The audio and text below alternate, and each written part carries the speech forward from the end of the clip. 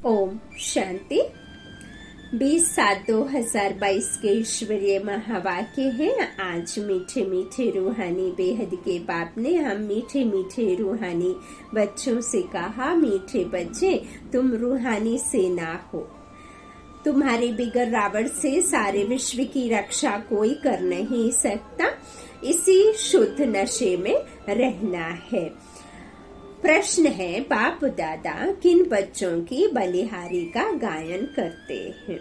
उत्तर में बाबा ने कहा, बाबा कहते बलिहारी उन बांधेली अबलाओं बच्चियों की है जो मार खाते भी शिव बाबा को याद करती हैं। मार खाने से और ही नशो मुहा बनती जाती, जिस कारण उनका पद और ही ऊंचा हो जाता है। बाप ऐसे बच्चों को तसल्ली धीरज देते हैं। बच्चे तुम अपने को आत्मा समझो, यह देह तुम्हारी नहीं है। तुम बाप के बन चुके हो तो अवस्था पक्की होती जाएगी। सच्ची दिल पर साहेब राजी होगा। गीत है, तुम्हें पाके हमने जहां पा लिया। ओम शांति। बच्चे सामने बैठे हैं, जानते भी हैं हम सेना है। किसकी सेना है? ईश्वर की। क्या कर रहे हो? हम रावण पर विजय पा रहे हैं। गोया इस सारी सृष्टि को रावण राज्य से छुड़ाए अपने राज्य की स्थापना कर रहे हैं। बैठे देखो कैसे साधारण रीति हो, कोई हाथ पांव नहीं चलाते हो, परंतु हो बड़ी जबरदस्त सेना। तुम मददगार हो ईश्वर के। ईश्वर भी गुप्त है, तुम भी गुप्त हो। उनको शहंशाह भी कहते हैं। तुम्हारी युद्ध इतनी जबरदस्त और गुप्त है जो तुम विकारों पर जीत पाकर सारे विश्व पर जीत पा लेते हो। तुमको फील होगा जैसे वह सेना है, वैसे हम भी रूहानी सेना है। समझते हो भारत का सारा मदार है इस सेना पर। वो दिखने में आती है और हम आत्माएं दिखने में नहीं आती। हमारे पास में है साइलेंस पावर, उनके पास में है साइंस की पावर, है ना। तो बाबा कहते हैं, समझते हो ना, भारत का सारा मदार इस सेना पर है। हम सेना ना होती तो दूसरे जीत पा लेते। उस सेना में तो कभी राजाओं आदि को भी भगाए मिलिट्री का राज्य कर लेते हैं। मिलिट्री समझती है हमारे बिगर कोई देश की रक्षा कर नहीं सकता। तुमको भी शुद्ध अहंकार है। हम ईश्वरीय सेना के बिगर रावण से कोई रक्षा कर नहीं सकता। अब वह मिलिट्री भी देखो और यह भी देखो, तुम जैसे हो वैसे हो। तुम्हारे पास कोई भी ड्रेसवा हथियार पावर नहीं है।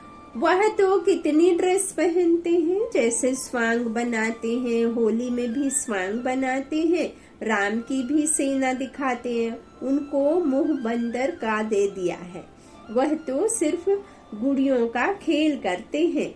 अब तुम बच्चे जानते हो हम रावण रूपी 5 विकारों की जेल से छुटकारा पा रहे हैं। एक तो रावण का जेल, फिर रावण की मत पर चलने वालों का जेल, भक्ति की भी जंजीरें, गुरुओं की जंजीरें, फिर पति की भी जंजीरें। रावण की मत पर तुम कितने दुखी होते हो, कितना पुकारते हो। रावण हमको बहुत सताते हैं। और रावण कौन है? 5 विकार हैं। तुम जानते हो जितना जितना हम योग में रहते हैं उतना हमारी आत्मा दुख से छूटती है। अबलाओं पर अत्याचार तो बहुत होते हैं, बहुत मार खाती हैं, अबलाएं पुकारती हैं। अब हम क्या करें? बाप फिर तसल्ली धीरज देते हैं। यह तो समझाया है, तुम अपने को आत्मा समझो, आत्मा निश्चय कर अपना कर्म करो, है ना। यह देह हमारी नहीं है, हम मर चुके हैं। जीते जी मर्जीवा बनना, बाप के बन चुके हैं और कोई उपाय नहीं है। हम तो शिव बाबा के हैं। जो सच्चे बच्चे होते हैं उनकी अवस्था पक्की रहती है, जरा भी विकार की तरफ ख्याल नहीं जाता है। ऐसे बच्चे पर अगर कोई जबरदस्ती जुल्म करते हैं तो वह उसका पाप, बाबा कहते जुल्म करते हैं ना जबरदस्ती, तो उसका पाप नहीं चढ़ता है। पुकारती हैं, बाबा हम तो आपके हैं। शरीर तो जैसे मुर्दा है, ऐसे निश्चय बुद्धि वाले जो है वह भी बड़ा ऊंच पद पा लेते हैं। अगर सच्ची दिल है तो ऐसी सच्ची दिल पर जरूर साहेब राजी होगा। और साहेब कौन? हमारा बाबा। तो साहेब राजी कब होगा? जब आप दिलाराम बाप को दिल देंगे। तो सच्ची दिल पर साहेब राजी। यहाँ भी बच्चियां इतना याद नहीं करती हैं जितना जो मार खाती हैं वह याद करती हैं। जो सबसे ज्यादा जास्ती दुख भोग रहे हैं ना, वही बाबा को सबसे जास्ती याद करती हैं। तो बाबा कहते हैं बाप के पास पुकार आती है, बंधन है, बाबा बंधन से छुड़ाओ। जो छूटे हुए बंधन मुक्त हैं वो भी इतना याद नहीं करते हैं जितना बांधेलियां याद करती हैं। शिव बाबा की याद से ही बेड़ा पार होता है। कोई कहते हैं बाबा हमको मुरली भी पढ़ने नहीं देते हैं। बाबा के सोल जिन घरों में है, कई भाई जो नहीं चलते बाबा के ज्ञान में, वो सोल तोड़ देते हैं। बाबा का पिक्चर घर में नहीं रखने देते हैं, उसके अगेंस्ट खड़े होते हैं और उसका कारण बताते हैं कि दुनिया में इतने भ्रष्टाचार हो रहे हैं, इतने आश्रम आदि खुले हुए हैं जिनमें सिर्फ और सिर्फ विकारों में दुनिया को घेर लेते हैं। जो भी जाते हैं उनको इस तरह से बना देते हैं, भ्रष्टाचार हो रहे। तो वो वही सब सोच करके कुछ डर, कुछ होना हो करके तो बहुत सारे अनजान भी रहते हैं। तो वो भी उस ज्ञान को, सही रीति बाबा को, भगवान को ना जानने की वजह से भी रोक टोक लगाते हैं, है ना। तो उनको ज्ञान नहीं पता तो वो अज्ञानवश उनको कष्ट देते हैं। बाबा कहते हैं सबसे जास्ती बांधेलियां याद करती हैं। कोई कहते हैं बाबा हमको मुरली भी नहीं पढ़ने देते हैं। अरे तुम बाप को याद करती रहो, मुरली में भी रोज यही समझाया जाता है। मूल बात है याद का चार्ट रखो। देखिए आज बाबा ने ये बात भी क्लियर कर दी है। जो भी इस बात से मूंझते हैं, मुरली तो यूं अगर आप सरल रीति, सहज रीति से सुन पाते हैं, कोई आपको रोक टोक नहीं है, तो आप मुरली जरूर सुनिए, 3 बार पढ़िए, सुनिए, सुनाइए। और यदि नहीं भी तो सुन पाते हैं तो आज बाबा ने उसका भी तोड़ दे दिया है। ध्यान से मुरली जरूर सुनिएगा और बाबा के इन क्वेश्चन, जो आपके मन में क्वेश्चंस हैं, उनके आंसर बाबा देते हैं।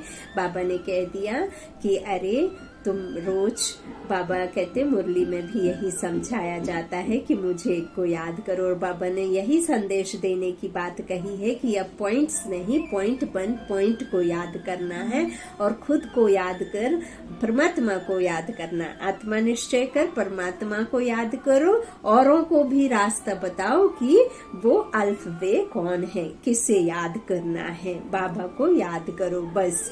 तो बाबा कहते हैं मूल बात है याद का चार्ट रखो।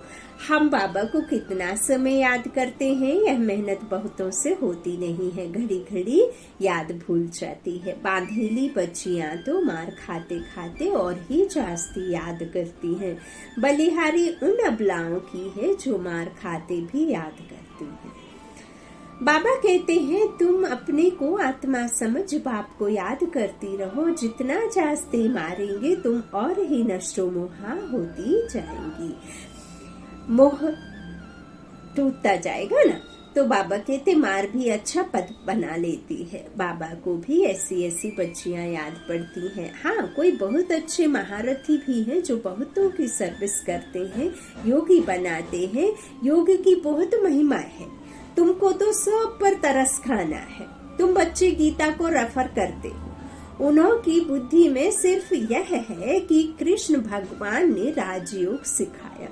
तुम कहते हो परम पिता परमात्मा ने राजयोग सिखाया। यह सिद्ध करने के लिए ही तुम पूछते हो परम पिता परमात्मा से तुम्हारा क्या संबंध है। पिता कहते हैं ना, पिता का ही फरमान है कि हमारे साथ योग लगाओ तो तुम्हारे विकर्म विनाश होंगे।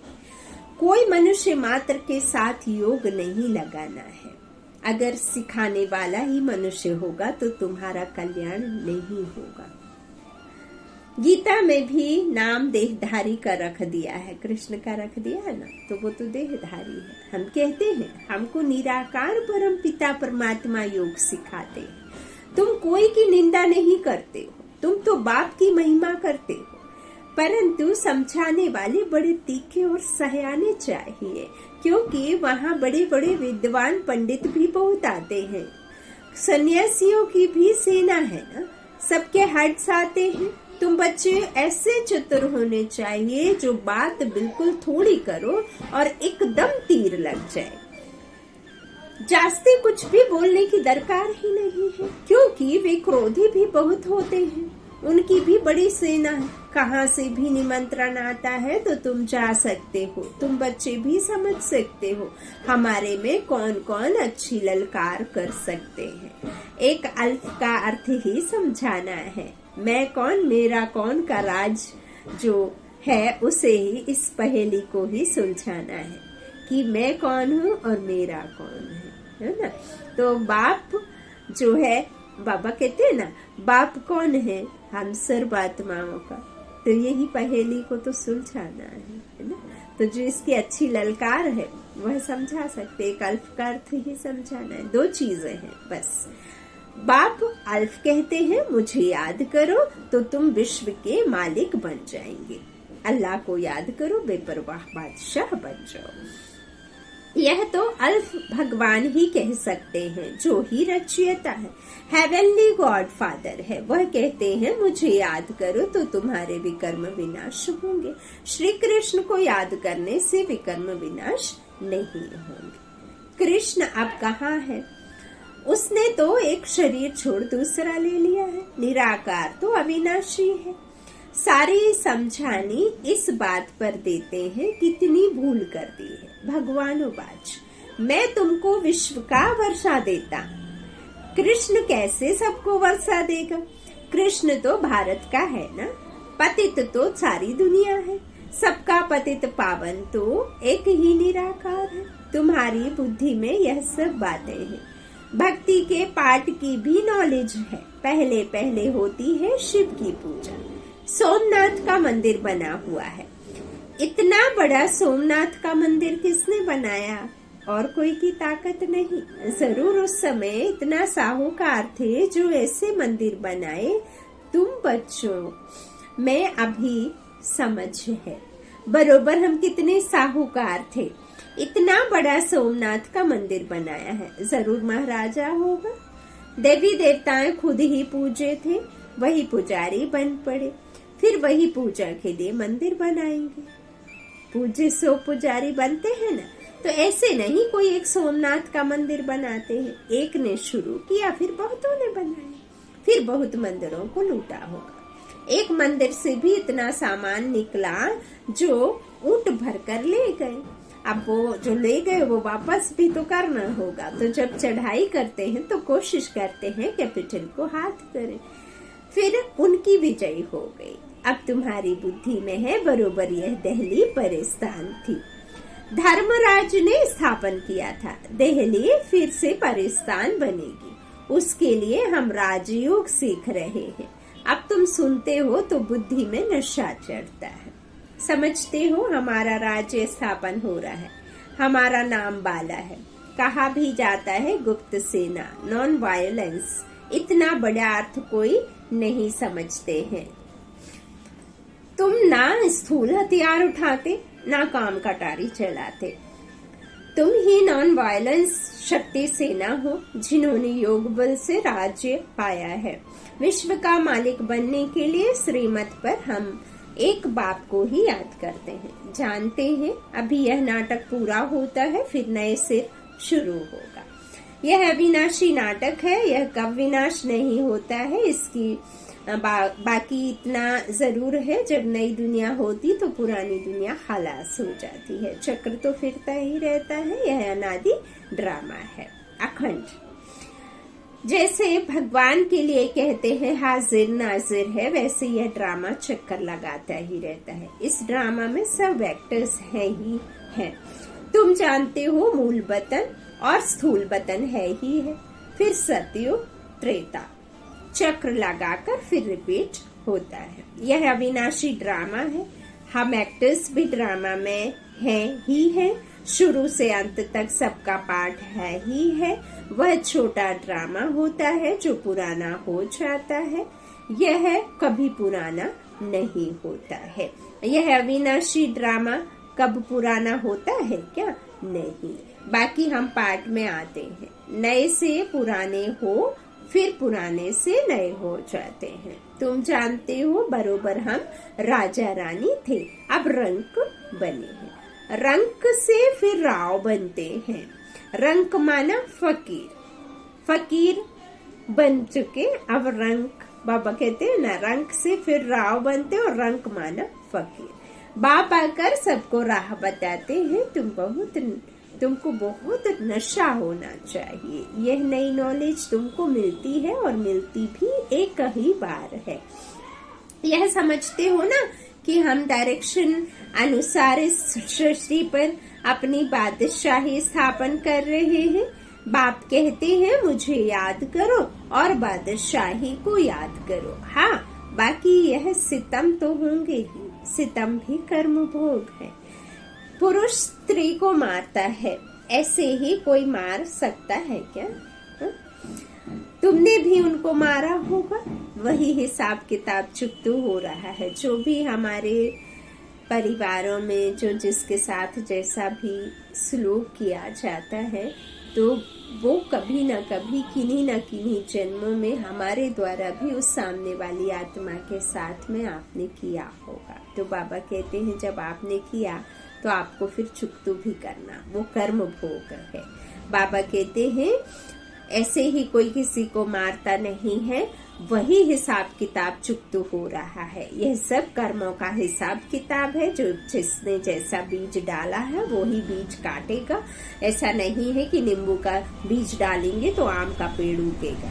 अच्छा, तो अब तुम श्रीमत पर श्रेष्ठ कर्म कर रहे हो। अब कोई भ्रष्ट कर्म नहीं करना। सबसे श्रेष्ठ कर्म है सबको बाप का परिचय देना। बाप का फरमान मिला है, मामे कम याद करो। सभी बाप को ही भूले हुए हैं, शिव की पूजा करते हैं परंतु जानते कुछ भी नहीं। अमरनाथ पर भी बड़ा लिंग बना रखा है। बड़ा, इतना बड़ा बाप का रूप है क्या? कुछ भी पता नहीं है। अब तुम बच्चे इन सब बातों को यथार्थ समझ गए हो। आज मीठे मीठे सिक्की लाधे बच्चों प्रति माता पिता बाप दादा का याद प्यार और गुड मॉर्निंग। रूहानी बाप की रूहानी बच्चों को नमस्ते। हम रूहानी बच्चों की रूहानी माता पिता बाप दादा को याद प्यार और गुड मॉर्निंग। शुक्रिया बाबा, मीठे बाबा, प्यारे बाबा, सबका साथी सबका सहारा। धारणा के लिए मुख्य सार। पहला बाबा ने कहा श्रीमत पर सदा श्रेष्ठ कर्म करने हैं, कोई भी भ्रष्ट कर्म ना हो, इसका ध्यान रखना है। बहुतों को योगी बनाने की सेवा करनी है, सच्ची दिल रखनी है। शरीर तो जैसे मुर्दा है, इसका अभिमान छोड़ देना है। पूरा पूरा नष्टो मुहा बनना है। आज का वरदान बाबा ने दिया, कल्प कल्प के विजय की नूंद को स्मृति में रख, सदा निश्चिंत रहने वाले निश्चय बुद्धि विजयी भव। निश्चय बुद्धि बच्चे व्यवहार व परमार्थ के हर कार्य में सदा विजय की अनुभूति करते हैं। भल कैसा भी साधारण कर्म हो, लेकिन उन्हें विजय का अधिकार अवश्य प्राप्त होता है। वे कोई भी कार्य में स्वयं से दिल शिकस्त नहीं होते, क्योंकि निश्चय है कि कल्प कल्प के हम विजयी हैं। जिसका मददगार स्वयं भगवान है, उसकी विजय नहीं होगी तो किसकी होगी?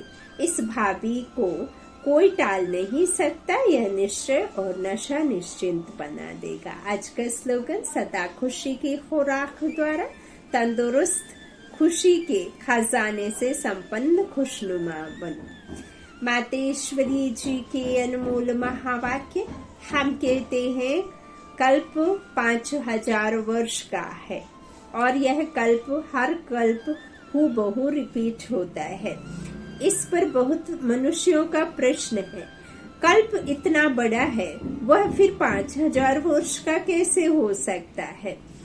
कल्प तो लाखों वर्ष का होता है। जब ऐसी चीज निकली हुई है जिससे मालूम पड़ता है कि यह कोई लाखों वर्ष की है, फिर मनुष्य कैसे मानेंगी कि कल्प 5000 वर्ष का है। अगर कोई कहे कि हिस्ट्री लाखों वर्ष की बनी हुई है, तो उन्हें समझाओ कि लाखों वर्ष की हिस्ट्रियां कैसे रह सकती हैं। यह जो कल्प के अंदर इतनी उथल पाथल होती है, इतना विनाश होता है, जिसमें सारी बादशाही का ही विनाश हो जाता है, तो तुम्हारी वो हिस्ट्री साबित कैसे होगी? फिर एक्यूरेट हिस्ट्री का कैसे पता पड़ेगा? तो यह बात सिद्ध नहीं होती। अब अपने को तो स्वयं वर्ल्ड ऑलमाइटी अथॉरिटी परमात्मा एक्यूरेट सुनाता है और साथ साथ हमें दिव्य दृष्टि द्वारा साक्षात्कार भी कराता है। तो क्या हम उस पर विश्वास नहीं करेंगे? अवश्य भल कोई साक्षात्कार पर निश्चय ना भी करे, परंतु स्वयं परमपिता परमात्मा हमें सन्मुख सुना रहे हैं। पहले तो हमको यह निश्चय है कि हमें पढ़ाने वाला कौन है और फिर सारी सृष्टि कैसे हूबहू चक्र लगाती है, इस राज को भी हम समझ चुके हैं। तब ही हम अपने अनुभव और प्रैक्टिकल जीवन को देख यथार्थ कह रहे हैं कि कल्प 5000 वर्ष का है। दूसरा, आत्मा और परमात्मा का अंतर भेद, इस पर समझाया जाता है कि आत्मा और परमात्मा का रूप एक जैसा ज्योति रूप है। आत्मा और परमात्मा की आत्मा का साइज एक ही रीति में है, बाकी आत्मा और परमात्मा में सिर्फ गुणों की ताकत का फर्क अवश्य है।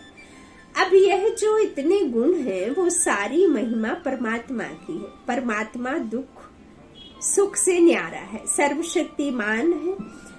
सर्वशक्तिमान है, सर्वगुण संपन्न है, 16 कला संपूर्ण है, उनकी ही सारी शक्ति काम कर रही है। बाकी मनुष्य आत्मा की कोई शक्ति नहीं चल सकती है, परमात्मा का ही सारा पाठ चलता है। भले परमात्मा पाठ में भी आता है तो भी खुद न्यारा रहता है, लेकिन आत्मा पाठ में आते भी पाठधारी के रूप में आ जाती है। परमात्मा पाठ में आते भी कर्म बंधन से न्यारा है, आत्मा पाठ में आते कर्म बंधन के वश हो जाती है। यह है आत्मा और परमात्मा में अंतर। अच्छा, ओम शांति। शुक्रिया मातेश्वरी जी, शुक्रिया बाप दादा, शुक्रिया आप सभी भाई बहनों के स्नेह का। Om Shanti, good night.